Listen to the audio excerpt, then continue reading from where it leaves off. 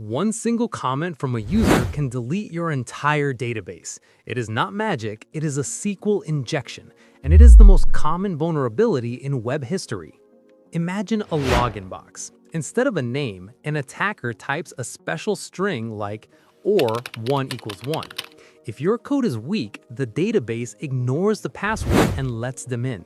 Or worse, they add a semicolon and a drop table command. This happens because of string concatenation. When you glue user input directly onto your SQL query, the database cannot tell the difference between your instructions and the attacker's data. The shield is called parameterization. Instead of gluing strings together, we use placeholders.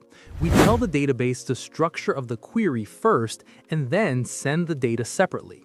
In Python, it looks like this. We use a %s or a question mark as a placeholder. The database engine then treats the input as a literal string, making it impossible for malicious code to execute. Let's recap. 1. Never concatenate user input into SQL. 2.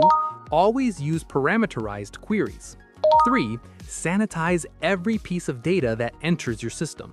When you separate the logic from the data, your application becomes immune to these attacks. You are no longer just writing code, you are building a fortress.